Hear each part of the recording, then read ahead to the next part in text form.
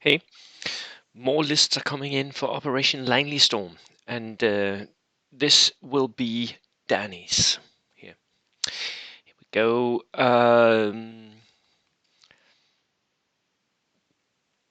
Oh, by the way, you can all send me your lists via my email, BOMA RHS.dk. Link in the description.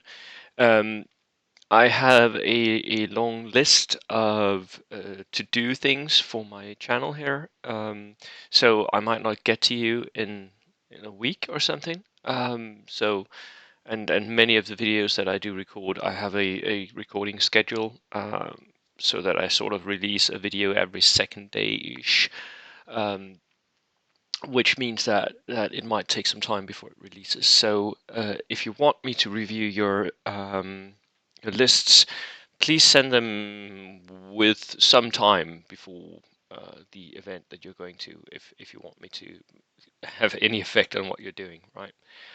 Right. Let's see what Danny is doing. 15 order dice, 999 points. Good order dice count, really good.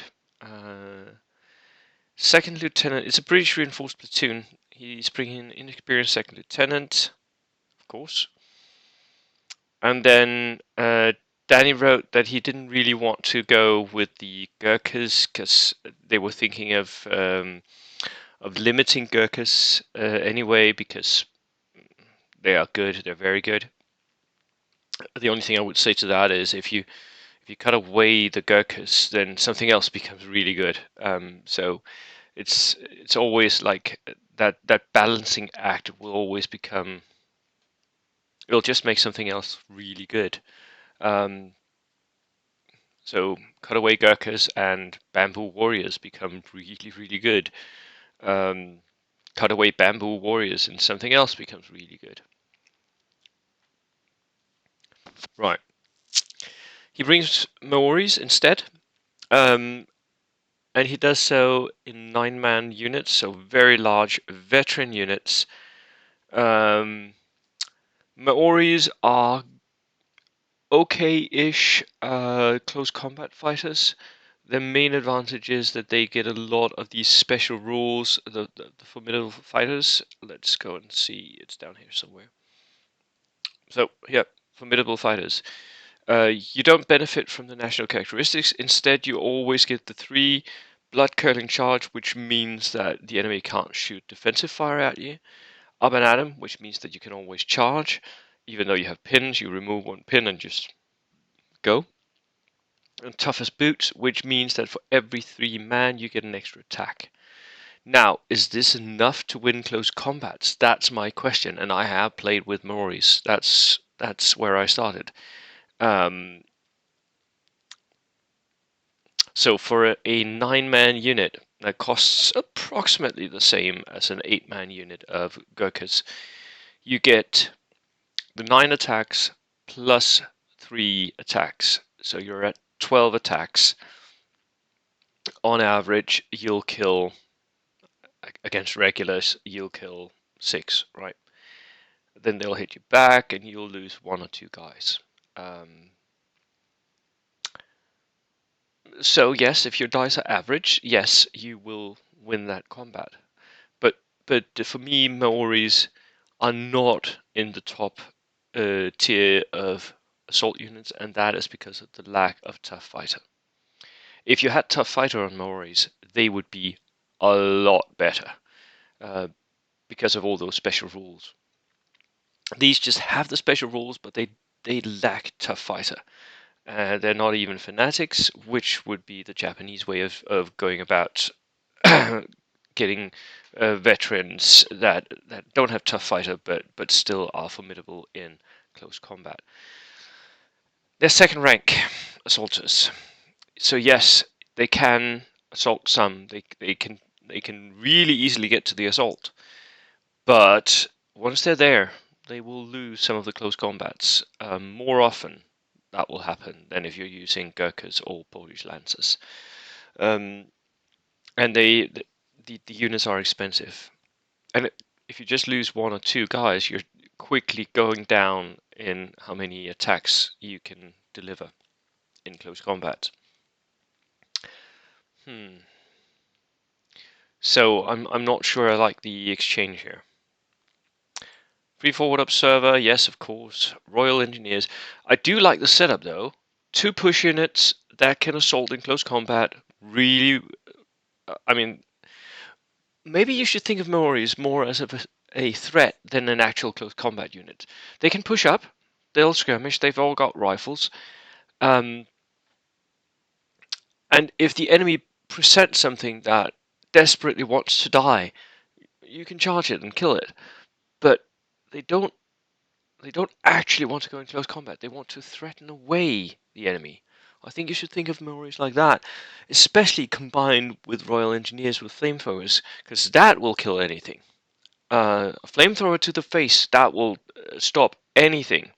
And I mean, if you're disallowing Gurkhas, flamethrowers are just overpowered. For 20 points, you can kill any tank in the game. Any veteran unit that's not fanatic, anything can die to a flamethrower. That is overpowered. And the combination here of 2 push units and 2 engineer units, ooh, I really like that. Especially if these guys have, which I think they should be in, they should be in brain carriers, in universal carriers. National characteristics, Indians, ooh. Yes, that gives you the second free unit, which is cheeky. A little advice to all TOs. If you're wanting to comp anything, then comp this. Only allow 1 free unit per army. That's it. Having 2 free units, that's 200 points extra for the British players. That's just, it's too much. And I'm saying this as someone who's used it myself. Inexperienced medium mortar, you don't need the spotter for this.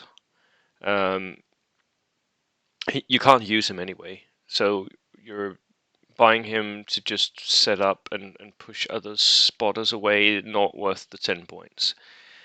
Use the 10 points for something else. You've got 1 point left over, so that would be 11.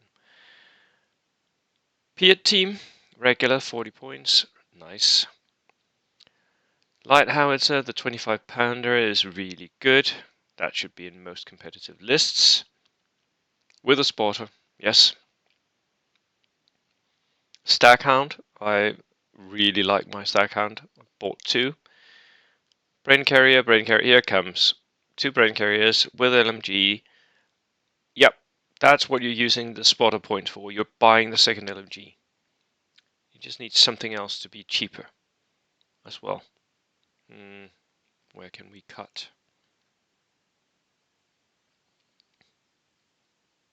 You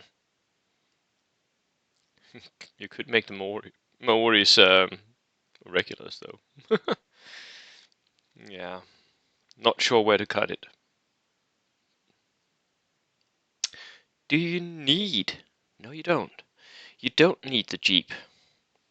Yes, I know it's for the Piat, but the Piat is a threat weapon, and the flamethrowers are actual kill weapons.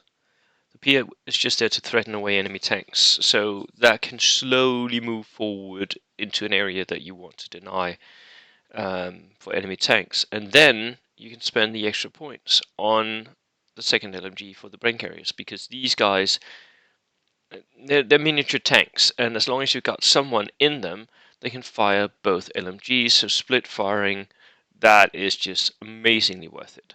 I would definitely get that. And a Darker Steward. Really, really nice little list here. I think you're better off with Gurkhas in these 2 slots, but you can run the Maoris, they're a little bit finicky. There's not a lot I would change. I would get the LMG here.